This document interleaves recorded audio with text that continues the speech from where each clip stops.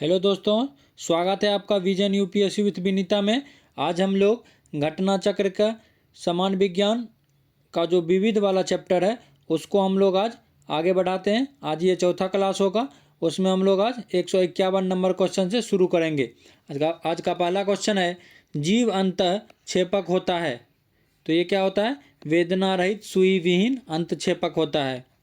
जीव अंतःक्षेपक वेदना रहित सुई विहीन अंतःक्षेपक होता है, जिसमें बिना किसी पीड़ा के औषधियों को शरीर में प्रवेश करा दिया जाता है। इसी प्रकार अगला क्वेश्चन है, रॉबर्ट वेबस्टर निम्नलिखित में से कौन से एक क्षेत्र में अपने कार्य के लिए जाने जाते हैं? तो ये कौन से कार्य के लिए? ये इन्फ्लुएंजा वायरस के लिए जाने जाते हैं। रॉबर्ट जी वेबस्टर न्यूजीलैंड के वैज्ञानिक हैं। इन्होंने वर्ष 1957 में जंतुओं तथा मनुष्यों में होने वाले इन्फ्लुएंजा के लिए एक ही प्रकार के वायरस के उत्तरदायी होने की बात की। उन्होंने इन्फ्लुएंजा पर 50 से भी अधिक वर्षों तक कार्य किया। इस अवधि में उन्होंने इन्फ्लुएंजा के वायरस H5N1 की पहचान की और उसे अलग किया तथा इसके टीके के विकास के लिए कई अनुसंधान कार्य किए। अगला क्वेश्चन है, जीवाणु की खोज किसने की? जीवाणु को हम लोग क्या बोलते हैं इंग्लिश में? बैक्टीरिया। इसकी खोज किसने की थी? ल्यूवेनहुक ने किया था इसकी खोज। हम लोग व्याख्या पढ़ते हैं। एंटोनी वैन ल्यूवेनहुक को सूक्ष्मजीव विज्ञान के जनक के रूप में जाना जाता है। इन्होंने 1676 ईस्वी में अपने ही बनाए एकल लेंस सूक्ष्मदर्शी यंत्र से जीवाणुओं की पहचान की थी। अगला क्वेश्चन है, किस वैज्ञानिक या चिकित्सक ने पहली बार टीकाकरण की शुरुआत की थी? तो ये कौन थे? Edward Jenner. एडवर्ड जेनर ने वर्ष 1796 ईस्वी में सर्वप्रथम टीकाकरण की शुरुआत की थी। अगला क्वेश्चन है, इम्यूनियोलॉजी के जनक कौन है? तो ये यही हैं एडवर्ड जेनर, जो कि टीकाकरण की खोज किए। एडवर्ड जेनर को इम्यूनियोलॉजी का जनक कहा जाता है। इन्होंने चेचक के टीके का आविष्कार किया था। अगला क्वेश्चन है, जोनास साल्क किसकी खोज के लिए जाने जाते हैं? तो ये इन्होंने ही पोलियो का टीका का खोज किया था, इसीलिए इन्हें जाना जाता है। ये जोनास साल्क एक अमेरिकी चिकित्सा शोधकर्ता और विषाणु शास्त्री थे। इन्हें पोलियो के पहले सुरक्षित और प्रभावी टीका के विकास के लिए जाना जाता है। अगला क्वेश्चन है, सूची 1 को सूची 2 से मिलान करना है। पहला है अर्बर और स्मिथ। अर्बर और स्मिथ ने अंतः आकेंद्रण का पता लगाया था, ठीक। और दूसरा है फेल्डमैन। फेल्डमैन ने क्या किया था? एक्रोबैक्टीरियम युक्त परजीवी पादपों का विकास किया था। और तीसरा है मुलिस। मुलिस ने क्या किया था? पॉलीमरेस और श्रृंखलित प्रतिक्रिया का पता लगाया था। और टेमिन और बल्टीमोर ने रिवर्स ट्रांसक्रिप्टस का पता लगाया था। तो इस प्रकार इसका आंसर हो जाएगा ए नंबर। अगला क्वेश्चन है, निम्नलिखित युग्मों में से कौन सा युग्म सुमेलित है? तो पहला है फ्रांसिस कॉलिंस। ये क्या है? मानव जीनोम के मानचित्रण के लिए जाने जाते हैं ये। और दूसरा है सर्जी ब्रिन। ये गूगल की खोज के लिए जाने जाते हैं। और तीसरा है जिमी वेल्स। ये विकिपीडिया के लिए जाने जाते हैं। तो यहाँ पर तीनों ऑप्शन सही हैं। अगला क्वेश्चन है, इसकी व्याख्या भी पढ़ लेते हैं एक बार। अमेरिकी चिकित्सा एवं जीन विज्ञानी फ्रांसिस कॉलिंस व्याधिग्रस्त जीनों की महत्वपूर्ण खोज एवं मानव जीनोम चित्रण हेतु नेतृत्व के लिए विख्यात रहे हैं। सर्जी ब्रिन रूसी मूल के अमेरिकी उद्यमी हैं, जिन्होंने लैरी पेज के साथ मिलकर सर्च इंजन गूगल की स्थापना की है। जिमी नोडल वेल्स विकिपीडिया के जनक हैं। स्पष्ट है कि सभी तीनों युग्म सुमेलित हैं। अगला क्वेश्चन है, किस वैज्ञानिक ने अपर्दन चक्र परिवर्तित किया? तो ये वैज्ञानिक का नाम क्या था? डेविस। अपर्दन चक्र को विलियम मॉरिस डेविस नामक वैज्ञानिक ने परिवर्तित किया था। मृदा अपरदन, जिसमें तेज वायु, तेज बहते जल इत्यादि से मिट्टी की ऊपरी उपजाऊ सतह अपने स्थान से हट जाती है, कृषि के लिए अत्यंत हानिकारक है ये। और भारत में उपजाऊ भूमि का काफ़ी भाग मृदा अपरदन के कारण प्रतिवर्ष बंगाल की खाड़ी में पहुंच जाता है। अगला क्वेश्चन है, ऑक्सेनोमीटर का प्रयोग करते हैं। तो ऑक्सेनोमीटर का प्रयोग करते हैं किसमें? पौधे की वृद्धि नापने में।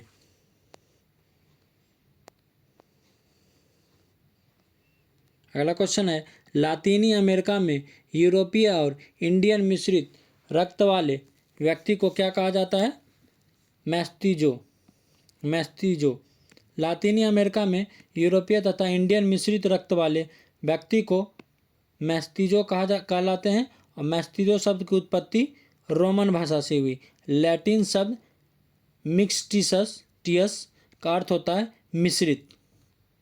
अगला क्वेश्चन है, सर्वप्राचीन सेल समूह की आयु आंकी जाती है। तो ये यूरेनियम लेड विधि से। अगला क्वेश्चन है, इसका थोड़ा सा हम लोग व्याख्या पढ़ लेते हैं। यूरेनियम लेड विधि द्वारा सर्वप्राचीन सेल समूह की आयु आंकी जाती है।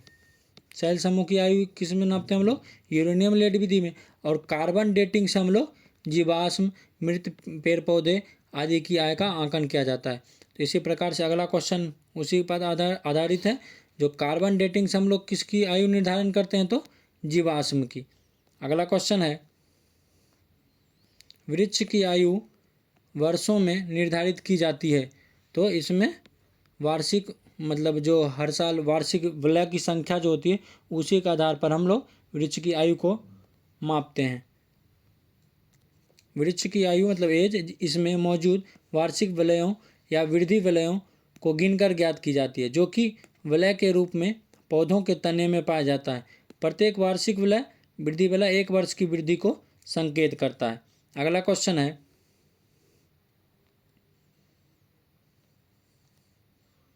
मिट्टी की प्रजातियों में से मृत्तिका अधिकतम जल धारण करती है। तो ये कथन और कारण का क्वेश्चन है। तो पहला कथन जो है, मिट्टी की प्रजातियों में से मृत्तिका अधिकतम जल धारण करती है क्योंकि मृत्तिका में रंध्र काश बड़े आकार के पाए जाते हैं। तो ये यहाँ पे ए जो है वो सत्य है मतलब कथन, और कारण जो है वो गलत है। तो इस प्रकार इसका आंसर हो जाएगा सी नंबर।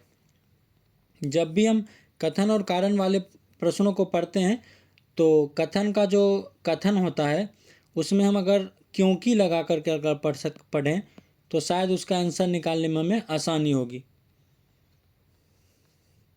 मृत्तिका मिट्टी के कणों का व्यास छोटा होने के कारण इसमें जल धारण क्षमता अधिक पाई जाती है। अतः कथन ऐसा ही है, मृत्तिका के कणों का आकार छोटा होने के कारण उसमें रंध्रकाश छोटे आकार के पाए जाते हैं। अगला क्वेश्चन है, कुछ कारणोंवश यदि तितलियों की जाति स्पीशीज की संख्या में बड़ी गिरावट आती है तो इसका संभावित परिणाम क्या हो सकता है? तो पहला है, कुछ पौधों के परागण पर प्रतिकूल प्रभाव पड़ सकता है। ये बिल्कुल सही है। और दूसरा है, कुछ कृषि पौधों में कवकीय संक्रमण प्रचंड रूप से बढ़ सकता है। तो ये नहीं, गलत है ये। और तीसरा है कि इसके कारण बर्रों, मकड़ियों और पक्षियों की कुछ प्रजातियों की समष्टि में गिरावट हो सकती है। तो ये बिल्कुल हो सकता है। तो इस प्रकार इसका आंसर हो जाएगा सी नंबर। व्याख्या पढ़ लेते हैं हम लोग। तितलियां कई पुष्पीय पौधों के परागण में महत्वपूर्ण भूमिका निभाती है, अतः इनकी संख्या में गिरावट से पौधों के परागण पर प्रतिकूल प्रभाव पड़ सकता है। तितलियां खाद्य श्रृंखला में निम्न सदस्य के रूप में कार्य करती है। यह बर्रे, मकड़ी, पक्षी, मेढक, सर्प इत्यादि का भोजन है, अतः तितलियों की संख्या में गिरावट से इस खाद्य श्रृंखला पर प्रतिकूल प्रभाव पड़ सकता है। अगला क्वेश्चन है,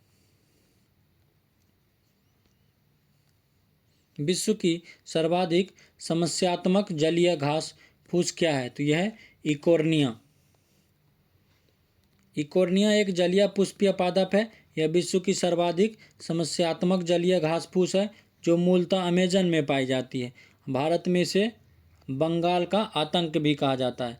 अगला क्वेश्चन है, लीवर फ्लूक पीतवाहिनी में क्या रहता है? किस में रहता है ये? भेड़ जो होता है उसमें रहता है क्या? लीवर फ्लूक पीतवाहिनी। व्याख्या पढ़ते हैं हम लोग। लीवर फ्लूक यकृत कृमि भेड़, बकरी, सुअर आदि के यकृत की बड़ी पित्त नलियों में पाए जाने वाला एक चपटा कृमि है जो कि संघ प्लेटी हेलमंथीज के अंतर्गत आता है। इसका जीवन वृत्त बहुत जटिल और द्विपोषपदीय होता है जिसका द्वितीयक पोषद घोंघा है। यकृत कृमि एक द्विलिंगी जंतु है जिसमें परनिषेचन होता है। अगला क्वेश्चन है, निम्नलिखित में से कौन सा ग्राम पॉजिटिव एवं ग्राम निगेटिव बैक्टीरिया के अंतर के लिए उत्तरदायी है? तो यह है कोशिका दीवार। इसकी व्याख्या हम लोग पढ़ लेते हैं।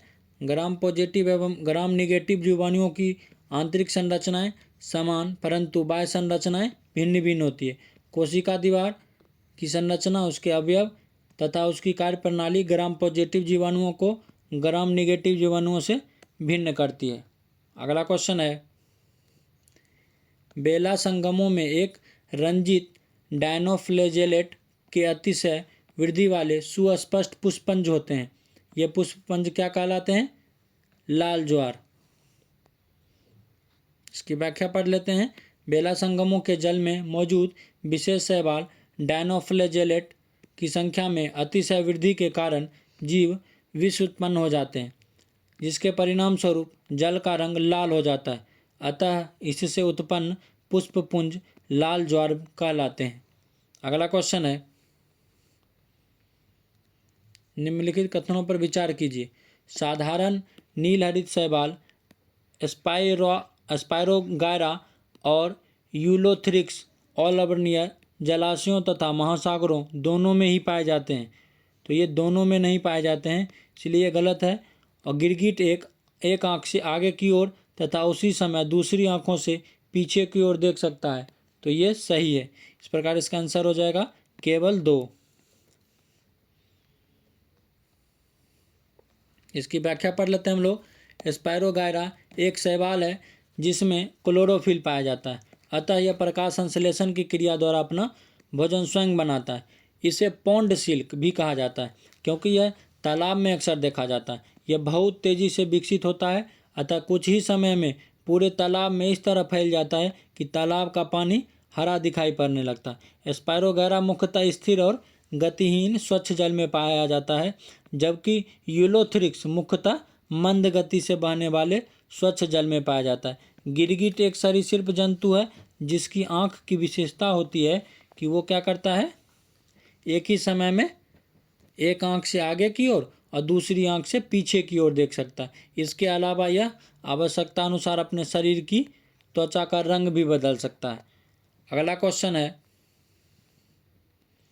कवक मूलीय जैव प्रौद्योगिकी को निम्नलिखित स्थलों के पुनर्वासन में उपयोग में लाया गया है क्योंकि कवक मूल द्वारा पौधों में, पहला ऑप्शन है यहाँ पर, सूखे का प्रतिरोध करने और एवं अवशोषण क्षेत्र बढ़ाने की क्षमता आ जाती है।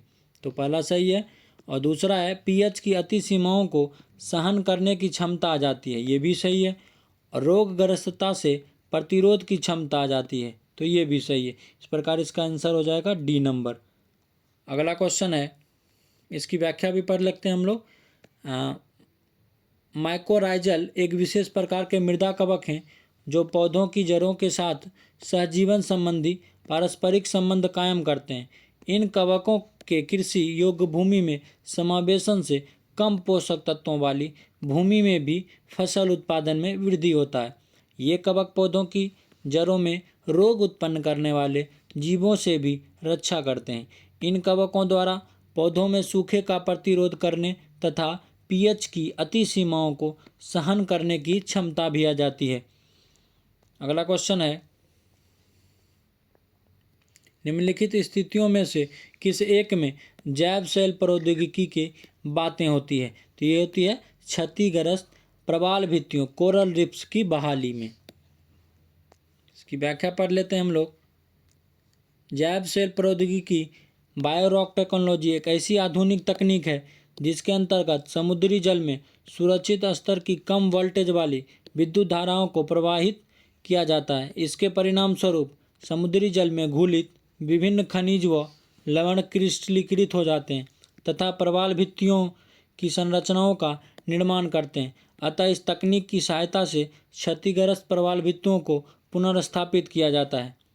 अगला क्वेश्चन है, पादापाल है एक सुविधा है, तो ये क्या करता है, नियंत्रित परिस्थितियों में पौधों को उगाने के लिए इसका उपयोग किया जाता है। अगला क्वेश्चन है, पॉली हाउस का प्रयोग किसके लिए किया जाता है, तो पौधों को उगाने के लिए किया जाता है। इसकी व्याख्या पढ़ लेते हैं। पॉली हाउस पॉलीथीन द्वारा निर्मित एक सुरक्षात्मक छाया है जिसका उपयोग किया जाता है उच्च उपयोगिता के कृषि उत्पादों के उत्पादन में। पॉली हाउस में उत्पादित फसलें तेज गर्मी, धूप, ओलों, तेज हवाओं आदि से भी सुरक्षित रखता है। अगला क्वेश्चन है, अंगोरा ऊँट किससे निकाला जाता है, तो ये निकाला जाता है खरगोश से। अंगोरा ऊन की प्राप्ति की जाती है किससे, सशक की एक प्रजाति से, जो हम लोग ऊपर में पढ़ भी चुके थे। अंगोरा ऊन अंगोरा खरगोश से प्राप्त की जाती है और अंगोरा बकरे से मोहेयर प्राप्त होती है। अगला क्वेश्चन है, कुछ समुद्रीय जंतु एवं कीट अंधेरे में अपने शरीर से प्रकाश उत्पन्न करते हैं। इस परिघटना को क्या कहते हैं, बायोलुमिनिसेंस। बायोलुमिनिसेंस जो होता है उससे क्या होता है, कुछ कीट जो होते हैं अंधेरे में अपने शरीर से प्रकाश उत्पन्न करते हैं। व्याख्या पढ़ लेते हैं इसका। समुद्रीय प्रकृति में बहुत से जीव कीट स्वयं प्रकाश उत्पन्न करते हैं। प्राणियों द्वारा स्वयं प्रकाश उत्पन्न करने की इस क्षमता को जीव दीप्ति कहते हैं। इन जीवों के शरीर में फोटोफोर नामक अंग में एंजाइमों एवं एक प्रकाश उत्पादक तत्व के मध्य जैव रासायनिक अभिक्रिया द्वारा यह प्रकाश उत्पन्न होता है। जीवों द्वारा उत्पन्न यह प्रकाश ऊष्मा रहित होता है। अगला क्वेश्चन है, हरित क्रांति में अधिक उपज देने वाले उन्नत बीजों का प्रयोग हुआ जिनके लिए आवश्यक क्या है, अधिक उर्वरक तथा अधिक पानी। इसीलिए कभी कभी कहा भी जाता है हरित क्रांति की जो है असफलता को देखा जाता है इसके कारण। जो व्याख्या पढ़ लेते हैं हम लोग। हरित क्रांति का संबंध फसलों उत्पादन से है। इसमें अधिक उपज देने वाली उन्नत किस्म के बीजों, अधिक उर्वरक तथा अधिक पानी के उपयोग से फसलों उत्पादन में उत्तरोत्तर प्रगति हुई है। हरित क्रांति शब्द का सर्वप्रथम प्रयोग अमेरिकी कृषि वैज्ञानिक डॉक्टर विलियम गॉड ने किया था। नॉर्मन ई बोरलॉग के प्रोत्साहन तथा प्रेरणा एवं Shrimati Indira Gandhi, C Subramaniam, doctor M S Swaminathan इत्यादि के प्रयासों से भी भारत में किसानों को उच्च उत्पादक किस्में उपलब्ध कराने का यह कार्यक्रम अस्तित्व में आया। इसी प्रकार अगला क्वेश्चन है, सूची 1 को सूची 2 से मिलान करना है। हरित क्रांति जो है वो खाद्यान्न उत्पादन से है। श्वेत क्रांति जो है वो है दुग्ध उत्पादन से। पीत क्रांति जो है वो है तिलहन उत्पादन से। और नीली क्रांति जो है वो मत्स्य एवं एक्वाकल्चर से। तो इस प्रकार इसका आंसर हो जाएगा बी नंबर। अगला क्वेश्चन है, हरित क्रांति में मुख्य पादप फसल कौन सा था, तो ये मैक्सिकन गेहूं। इसकी व्याख्या पढ़ लेते हैं। भारत में 1970 के दशक में उच्च उत्पादक बीज प्रजातियों, उर्वरकों एवं सिंचाई के उपयोग से कृषिगत उत्पादन में हुई वृद्धि को हरित क्रांति की संज्ञा दी जाती है। इसका श्रेय डॉक्टर नॉर्मन बोरलॉग तथा एम एस स्वामीनाथन को दिया जाता है, जिनका हाल ही में निधन हो गया है। इसमें मुख्य पादप मैक्सिकन प्रजाति का गेहूं था, जिसे बोरलॉग के मैक्सिको स्थित अंतर्राष्ट्रीय मक्का एवं गेहूं संवर्धन केंद्र CIMMYT से मंगाया गया था। अगला क्वेश्चन है, धान के पौध उगाने की डेपाग विधि विकसित हुई थी कहाँ पे, फिलीपींस में। अगला क्वेश्चन है, भारत में विकसित प्रथम बौनी धान की किस्म कौन सी थी, तो जया बच्चन से भी आप लोग इसको याद कर सकते हैं। अगला क्वेश्चन है, पौधों का कौन सा भाग फूल बनने का उद्दीपन ग्रहण करता है, तो ये कौन सा भाग होता है, पर्ण भाग। पौधे में फूल बनने का उद्दीपन पत्तियों द्वारा ग्रहण की जाती है। अगला क्वेश्चन है, मच्छरों के नियंत्रण हेतु प्रयोग होने वाली कीटभक्षी मछली कौन सी है? गेम्बूसिया। गेम्बूसिया जो है वो मच्छरों को नियंत्रण करने वाली एक कीटभक्षी मछली है। गेम्बूसिया ताजे पानी की मछली एक प्रजाति है। यह मुख्यतः मैक्सिको की खाड़ी के जल विभाजक में पाई जाती है। गेम्बूसिया फिश एक ऐसी मछली है जिसे तालाबों एवं कुओं में छोड़ने से मच्छरों को नियंत्रित करने में मदद मिलती है। मच्छर के अंडे एवं लार्वा के अलावा इनका भोजन पानी में जमने वाली काई, पानी में मरे जीव, हाइड्रिला पौधा, 3-5 सेंटीमीटर लंबी यह मछली मच्छर के अंडे एवं लार्वा को चट करके लोगों को डेंगू और मलेरिया जैसी घातक बीमारियों से बचाने में मददगार है। अगला क्वेश्चन है, तालाबों और कुओं में निम्नलिखित में से किस एक को छोड़ने से मच्छरों को नियंत्रित करने में मदद मिलती है? तो ये हम लोग पढ़ ही चुके हैं। गेम्बूसिया फिश जो होती है वो मच्छरों को नियंत्रित कर देती है। और अगला क्वेश्चन है, सक्रिय उपर्जित असंक्रामकता इस किसके उत्पादन का परिणाम है? तो ये एंटीबॉडीज का परिणाम है। ये शरीर में सक्रिय उपार्जित असंक्रामकता एंटीबॉडीज के उत्पादन का परिणाम है।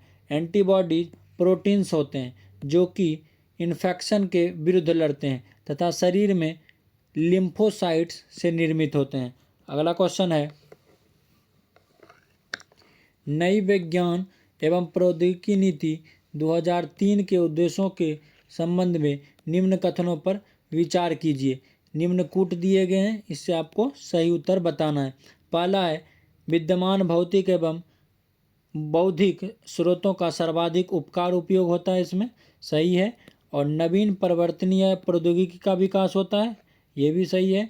प्राकृतिक संकटों को कम करने और उनसे निपटने हेतु पद्धति और प्रौद्योगिकी का विकास होता है, तो ये भी सही है।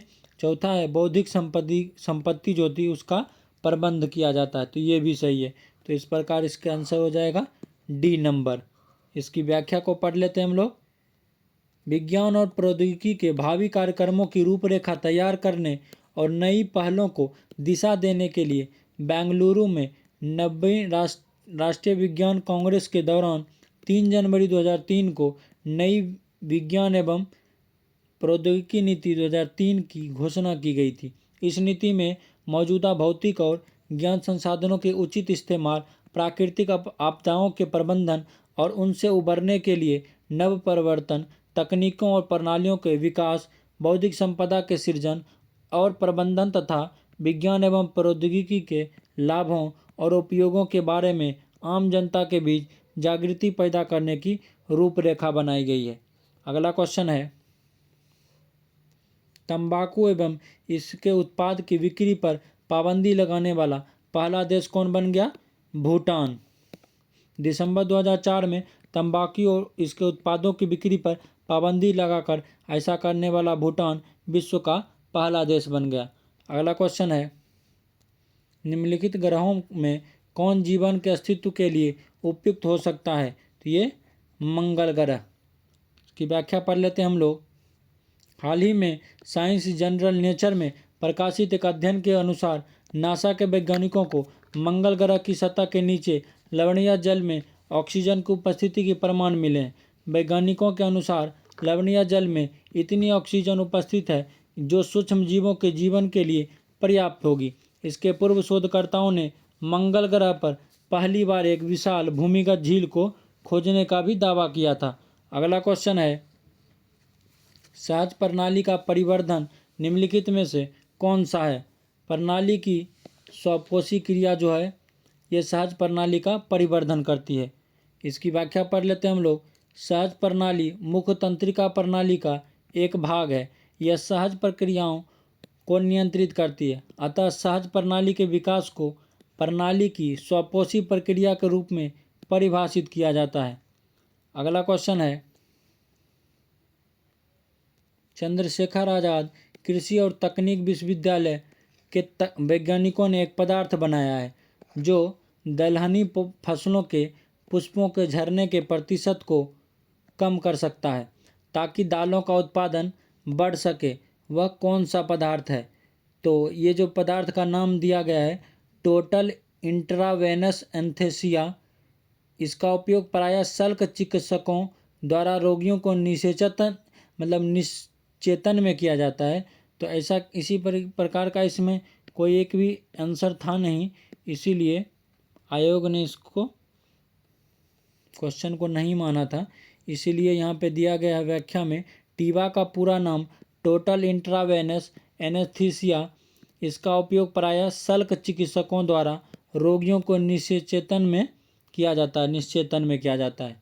अगला क्वेश्चन है, सच्चा न्यायोचित विश्वास अक्सर कहा जाता है किसे? ज्ञान को। अक्सर ज्ञान को ही सच्चा न्यायोचित विश्वास कहा जाता है। अगला क्वेश्चन है, इसी पे इसकी व्याख्या में लिखा था, प्लेटो के ज्ञान मीमांसीय सूत्रीकरण के अनुसार ज्ञान ही सच्चा न्यायोचित विश्वास है। इसे किसने कहा था? प्लेटो ने। अतः यह हम केवल इस बात पर जोर दे सकते हैं कि एक विश्वास एक ज्ञान है, यदि उसे उचित ठहराया जा सके तो यह सच हो जाता है। इसी प्रकार अगला क्वेश्चन है, ज्ञान जो हमें विद्यालय से मिलता है क्या कहलाता है? अर्थगत स्मृति। इसकी व्याख्या को हम लोग पढ़ सकते हैं कि वह ज्ञान जो हमें विद्यालय से मिलता है वह अर्थगत स्मृति कहलाता है, क्योंकि अर्थगत स्मृति वह है जो मनुष्य को उसकी बाल्यावस्था में विभिन्न तथ्यों को स्मरण करने में सहायक होती है। अतः यह स्मृति विद्यालय में प्राप्त ज्ञान से भी संबंधित है। अगला क्वेश्चन है, सूचनाओं के प्रक्रमण के समय व्यक्ति के मस्तिष्क में जो मानसिक क्रिया चलती है उसे क्या कहते हैं? चिंतन कहते हैं। इसकी व्याख्या को पढ़ लेते हैं हम लोग। सूचनाओं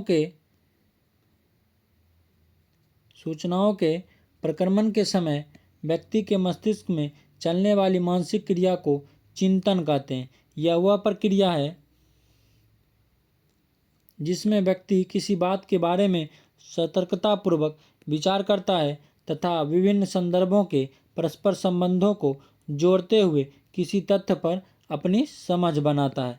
तो इसी प्रकार हम लोग समान विज्ञान के ज्योग्राफी का जो चैप्टर था उसमें विविध एक छोटा सा टॉपिक था, उसको हम लोग आज ख़त्म करते हैं। कल से हम लोग अगले अध्याय की ओर बढ़ेंगे। Thank you.